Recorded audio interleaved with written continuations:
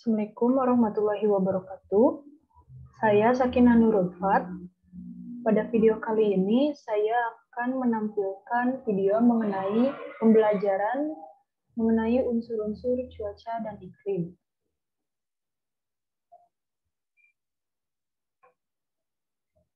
Ada 9 unsur cuaca dan iklim. Yang pertama, radiasi sinar matahari. 2, lamanya penyinaran dan sudut datang sinar matahari. 3, suhu udara. 4, kelembapan udara. 5, tekanan udara. 6, penguapan yang terdiri atas evaporasi, transpirasi, dan evapotranspirasi. 7, awan. 8, kecepatan dan arah angin. 9, presipitasi, yakni embun, hujan, dan salju. Yang pertama, radiasi sinar matahari. Radiasi sinar matahari adalah pancaran energi yang berasal dari proses termonuklir yang terjadi di matahari.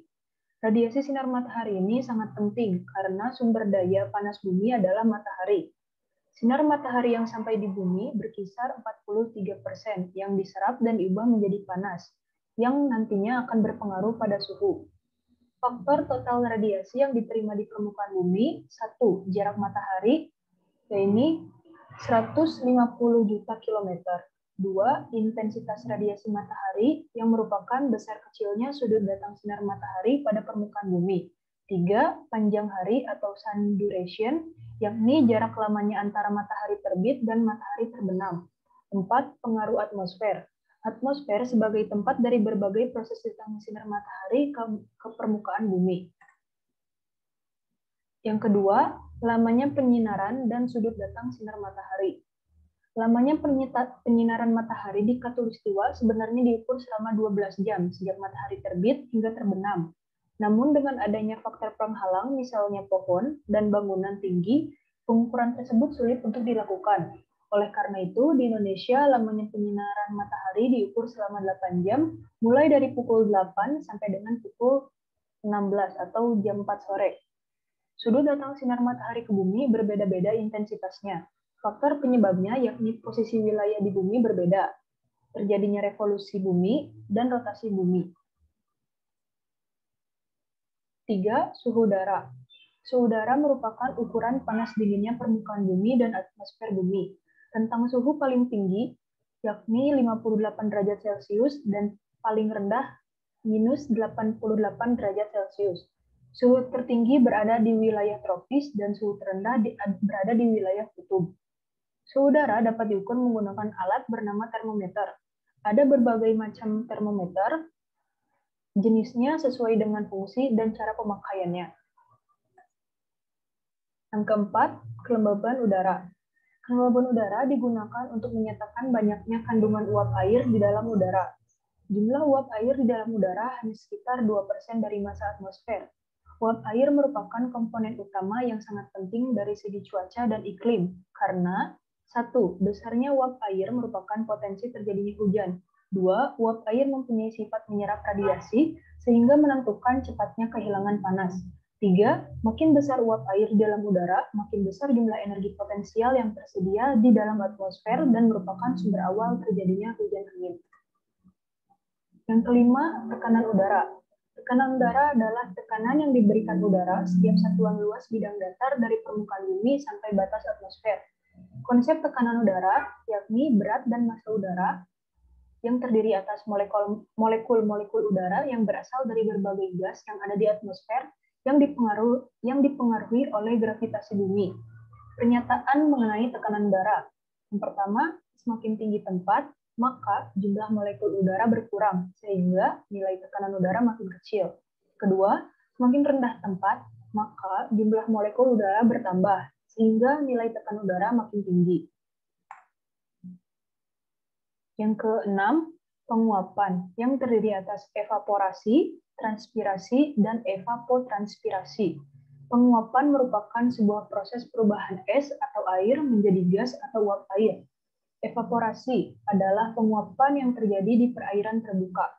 Transpirasi merupakan penguapan yang terjadi pada makhluk hidup seperti tumbuhan. Evapotranspirasi merupakan penguapan yang terjadi dari gabungan dari evaporasi dan transpirasi. Faktor yang mempengaruhi terjadinya penguapan yang pertama suhu, kedua tekanan uap, 3 kelembaban udara, 4 intensitas matahari, 5 karakteristik tanah dan tanaman. 7 awan. Awan merupakan sekumpulan air atau kristal es yang terdapat di dalam atmosfer yang muncul karena pengumuman dan pemadatan uap air yang ada di udara. Faktor yang mempengaruhi pembentukan awan diantaranya 1 suhu udara, 2 intensitas matahari, 3 angin, 4 kelembaban udara, 5 tekanan udara. 8 kecepatan dan arah angin. Angin adalah udara yang bergerak karena adanya perbedaan tekanan udara antara satu tempat dengan tempat yang lain. Penyebabnya yaitu perbedaan tekanan udara yang disebabkan oleh intensitas sinar matahari. Faktor pembentuk angin yang pertama gradien barometris atau tekanan udara, 2 letak, tempat, posisi suatu wilayah atau daerah, 3 tinggi tempat, 4 waktu. Faktor yang mempengaruhi arah pergerakan angin ada 2, yakni 1 perputaran bumi, 2 pemanasan daratan. Presipitasi. Menurut Sigit Ariwibowo, presipitasi adalah kejadian jatuhnya air dari atmosfer menuju ke permukaan bumi. Adapun bentuk zat cair yang turun bisa bentuk embun, salju, kabut, maupun hujan. Faktor-faktor yang mempengaruhi presipitasi, yang pertama kelembaban udara atau tingkat kebasahan udara, 2 energi matahari, 3 angin, 4 suhu udara. Proses presipitasi. Yang pertama, panas matahari membuat air yang ada di permukaan bumi menguap. Kemudian, terbentuklah awan dari uap-uap tersebut.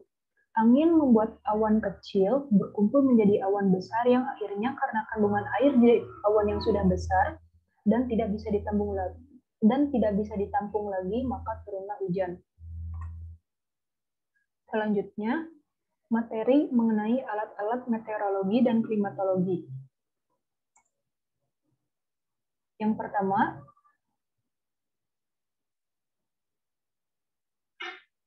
termometer air raksa.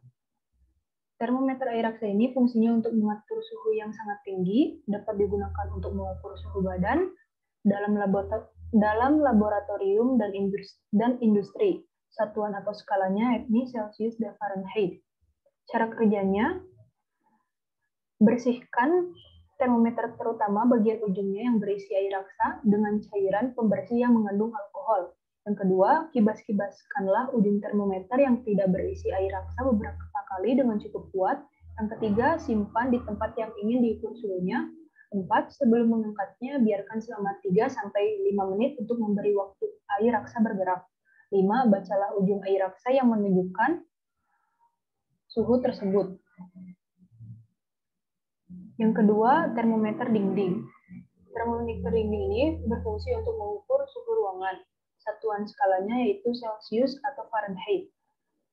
Cara kerjanya, termometer ini bekerja secara otomatis, mengikuti besar atau kecilnya copy paste temperatur udara dan dapat diukur dalam satuan Celsius maupun dalam satuan Fahrenheit. Celsius dan Fahrenheit. Kemudian, termometer maksimum minimum atau 6 Belani. Fungsinya untuk mengetahui suhu maksimum dan suhu minimum di suatu tempat dalam jangka waktu tertentu. Satuan atau skalanya Celsius. Cara kerjanya, apabila suhu naik, air raksa dalam bola mengembang dan mendesak bagian yang sempit masuk ke dalam tabung yang berskala. Ujung air raksa sebelah kanan merupakan suhu udara tertinggi. Jika suhu udara turun, kolom air raksa tetap di tempat karena tertahan oleh bagian yang sempit. Untuk mengembalikan posisinya, termometer ini harus diayun dengan keras. Ini merupakan sisi sebelah kanannya. Kemudian, termometer bimetal. Fungsinya untuk mengukur suhu atau mengukur perbedaan suhu yang memanfaatkan perbedaan pemuaian antara dua logam. Satuan atau skalanya yakni Celsius. Cara kerjanya, jika suhu meningkat, maka keping bimetal akan melengkung ke arah logam yang memiliki koefisien Y lebih kecil. Sedangkan jika suhu menurun, maka keping bimetal akan melengkung ke arah logam yang memiliki koefisien yang muai lebih besar. Nah, maka keping bimetal ini jika suhunya naik akan bergerak ke arah kanan, sedangkan jika suhunya turun akan bergerak ke arah kiri. Selanjutnya, termometer inframerah. Fungsinya untuk mengukur suhu dengan mendeteksi radiasi termal menggunakan laser. Satuan atau skalanya Celsius dan Fahrenheit. Cara kerjanya dengan menekan tombol sampai menunjukkan angka tertinggi sambil mengarahkan sinar inframerah ke objek yang dituju. Biasanya termometer inframerah ini saat ini digunakan di tempat publik karena untuk mengecek suhu masyarakat yang ingin berkunjung ke suatu tempat di masa pandemi ini. Yang ke-6, psychrometer. Fungsinya untuk mengukur kelembapan relatif udara. Satuan atau skalanya Celsius, Kelvin, dan Fahrenheit. Cara kerjanya, gagang sling dipegang erat, kemudian diputar setelah jarum jam, searah jarum jam selama kurang lebih 30 detik. Maka termometer akan menunjukkan suhu basah dan kering. Selisih antara suhu basah dan kering akan menentukan kelembapan udara pada suhu diukur. Cara penempatannya, diletakkan di bagian belakang sangkar meteorologi akan terlindung dari penyinaran matahari.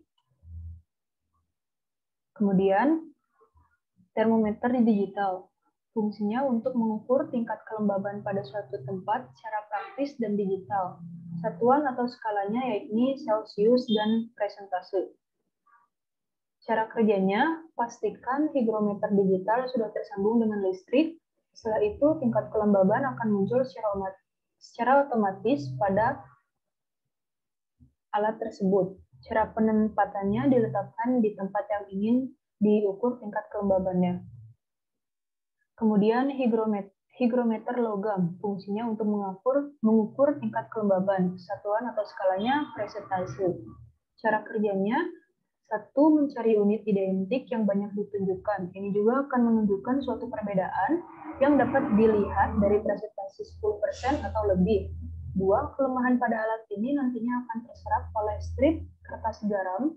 Kertas itu sudah diserapi dan juga menempel pada kumpulan logam. Ini tentu akan menyebabkan perubahan bentuk yang diketahui dengan mudah. Indikasi dial akan terjadi jika terdapat perubahan panjang atau analog dengan termometer di metal. Cara penempatannya, letakkan hygrometer logam ini di tempat yang ingin diukur kelembabannya. Kemudian hygrometer rambut, fungsinya untuk menggambarkan jumlah uap air yang ada di udara dan dinyatakan dalam persen dari jumlah uap air maksimum dalam kondisi jenuh. Satuan atau skalanya persentase. Cara kerjanya, rambut yang digunakan adalah rambut manusia atau kuda yang sudah dihilangkan lemaknya, yang kemudian dikaitkan dengan pengungkit engsel yang dihubungkan dengan jarum menuju kepada skala, sehingga memperbesar perubahan skala dari perubahan kecil dari panjangnya rambut. Cara penempatannya diletakkan di tempat yang ingin diukur kelembabannya. Kemudian manometer, fungsinya untuk mengukur tekanan udara dalam ruang tertutup. Satuan atau skalanya milibar, MB, atau hektopascal atau HPA. Cara kerjanya, cukup pasangkan manometer pada regulator, maka skala tekanan udara akan muncul. Cara penempatannya biasanya ditempatkan pada suatu ruangan dengan sirkulasi udara yang baik. Selanjutnya, bendera angin atau kantong angin atau windsock. Fungsinya untuk mengetahui arah mata angin di suatu area. Satuan skalanya arah mata angin. Cara kerjanya, ketika angin berhembus, maka kantong angin akan terisi menghadap arah mata angin yang bergerak tersebut. Cara penempatannya biasanya dipasangkan pada tiang tinggi di tempat terbuka, misalnya lapangan atau bandara. Kemudian baling-baling angin atau wind fan. Fungsinya alat yang digunakan untuk menunjukkan arah angin. Satuan atau skalanya arah mata angin. Fungsinya Maaf, cara kerjanya, baling-baling akan berputar dan berhenti sesuai arah mata angin yang bergerak. Cara penempatannya sama, yakni diletakkan di titik tertinggi suatu bangunan. Contohnya gereja. Kemudian, anemometer digital, fungsinya untuk mengukur kecepatan angin. Satuan skalanya meter, meter per detik atau M per D, kilometer per jam, kilometer per J, dan milimeter per jam. Mil per J. Cara kerjanya, tekan tombol on atau off akan menampilkan semua kategori pengukuran pada layar. Untuk mode pengukuran yang diperlukan, tekan tombol hold untuk melihat hasil pengukuran. Yang kelima, kemudian mencatat hasil pengukuran. Cara penempatannya, digenggam menggunakan sel tangan di ruangan terbuka. Kemudian ada Campbell Stokes, fungsinya untuk mencatat lamanya penyinaran matahari. Satuan atau skalanya jam per presentase. Cara kerjanya atau cara penempatannya, 1. Letakkan alat ini di tempat yang terbuka. 2. Alat ini menyerap sinar matahari lalu memfokuskannya pada satu titik pada kertas bias. 3. Fokus cahaya tersebut akan membakar kertas bias. Efeknya tidak seperti kertas yang terbakar api, akan tetapi hanya memberikan efek berlubang pada kertas. 4. Kertas bias terbakar dapat menunjukkan lamanya intensitas matahari. Lamanya intensitas matahari dapat dilihat dari skala jam yang tersedia di kertas bias. Panjangnya lubang pada kertas bias disinkronkan dengan skala jam, maka kita dapat melihat berapa lama cahaya matahari bersinar. Kemudian ada actinograph bimetal, fungsinya untuk mengukur atau mencatat secara otomatis intensitas radiasi matahari. Satuan atau skalanya Coul per centimeter kubik atau Langley. Cara kerjanya, 2 strip bimetal hitam dan 2 strip bimetal putih melekat pada strip bimetal coupling. 2 bimetal warna putih mencerminkan radiasi dari matahari. Strip bimetal hitam menyerap radiasi matahari. 3. Jadi apabila suhu naik, maka bimetal strip hitam akan melengkung. Cara penempatannya diletakkan pada tempat terbuka, khususnya di tempat yang menerima sinar matahari. Selanjutnya ada cup counter anemometer, fungsinya untuk mengukur kecepatan angin rata-rata harian. Satuan atau skalanya kilometer per jam. Cara kerjanya, prinsip kerja ini seperti gerakan speedometer sepeda motor. Dalam satuan kilometer per jam, kecepatan angin rata-rata harian selisih pembacaan akan dibagi menjadi 24 jam. Cara penempatannya diletakkan di tempat yang terbuka, misalnya lapangan. Selanjutnya, ada gun Bellamy. Fungsinya mencatat intensitas cahaya matahari. Satuannya kalori per centimeter kubik, Langley. Cara kerjanya, sewaktu memasang alat di pagi hari, gun Bellamy dibalik sampai cairan yang ada di tabung baret tertampung semua di bola hitam. Sehingga cairan dalam tabung baret mendekati nol. Kemudian dikembalikan ke posisi normal, berdiri tegak lurus, dan dipasang di tempat semula. Panas yang ditimbulkan akan menguapkan zat cair pada bola hitam. Cara penempatannya diletakkan di tempat yang terbuka. Kemudian ada high volume air sampler. Fungsinya untuk mengukur partikel kecil, padat, atau aerosol di udara, seperti debu, karbon, dan lain-lain. Satuannya mikrogram. Kemudian ada lysimeter, fungsinya untuk mengukur evapotranspirasi, satuan atau skalanya milimeter atau liter.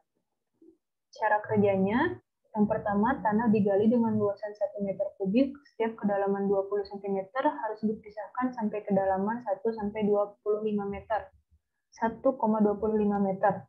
2. Setelah digali, kemudian dimasukkan baja besi pada bagian dasar, kemudian kerikil, ijuk, pasir halus, trimin plastik yang berfungsi sebagai ruang perkolasi antara ruang perkolasi dengan tanah disekat dengan jeruji penahan tanah. 3. Saringan kasa plastik kemudian air yang terkumpul tersebut dihisap dengan pompa vakum yang ditancapkan sampai ke bagian dasar. Kemudian masukkan tanah ke dalam baja, kemudian pada bagian atasnya dilapisi vegetasi seperti rerumputan. Cara penempatannya ditanam di tanah yang terbuka. Kemudian ada panci penguapan atau open pan evaporimeter, fungsinya mengukur penguapan air langsung dengan satuan milimeter, satuan atau skalanya milimeter. Kemudian ada penakar hujan otomatis atau Hellman, fungsinya untuk mencatat intensitas curah hujan atau tingkat kelebatannya, satuan atau skalanya milimeter. Kemudian penakar hujan atau observasi, fungsinya untuk mengukur curah hujan, satuan atau skalanya milimeter. Selanjutnya ada psikrometer standar, fungsinya untuk mengukur suhu udara dan kelembaban udara dengan satuan derajat Celcius serta persen. Satuan skalanya yaitu Celcius, persentase, dan milimeter. Kemudian ada sangkar meteorologi, fungsinya satu untuk sebagai tempat meletakkan peralatan meteorologi seperti psikrometer, dua berventilasi atau double zerosi mengalirkan udara masuk keluar, tiga menahan tiupan angin kencang, empat menghindari radiasi matahari, lima menghindari tetesan air hujan, enam menghindari penjalaran radiasi suhu lokal baik dari udara maupun dari tanah. Adapun hal yang perlu diperhatikan, yang pertama, pintu sangkar menghadap utara-selatan. Dua, sangkar dicat putih agar memantulkan cahaya atau WMO. Kemudian ada hook, gauge, dan steel well. Fungsinya alat untuk mengukur perubahan tinggi permukaan air dalam panci, satuan atau skalanya milimeter. Kemudian ada hygrotermograf, fungsinya untuk mencatat suhu udara dan kelembaban udara atau NISMI, satuan atau skalanya Celcius dan persentase. Selanjutnya ada termometer tanah gundul, fungsinya untuk mengukur suhu tanah gundul, satuan skalanya Celcius. Cara kerjanya dengan ditanamkan di kedalaman 0 cm, 2 cm, 5 cm, 10 cm, 30 cm, 50 cm, dan 100 cm. Dua, benda kuning pada termometer 50 cm dan 100 meter adalah parafin yang berfungsi agar ketika alat tersebut dibaca, maka suhu tidak berubah. Yang ketiga, data suhu tanah ini digunakan dalam kegiatan pemupukan tanah. Cara penempatannya diletakkan di atas permukaan tanah gundul. Kemudian ada termometer tanah berumput, fungsinya mengukur suhu tanah berumput, satuan skalanya Celcius. Cara kerjanya hampir sama dengan termometer tanah gundul. Kemudian ada termometer minimum rumput, fungsinya untuk mengukur suhu terendah atau minimum rumput pada suatu periode atau pengamatan, satuan atau skalanya Celcius.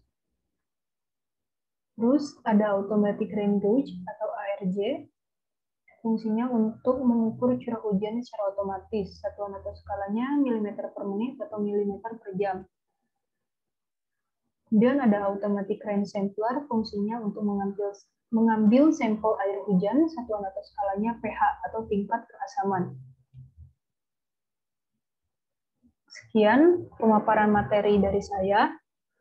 Mohon maaf bila terdapat banyak kesalahan. Terima kasih atas perhatiannya. Sekian. Assalamualaikum warahmatullahi wabarakatuh.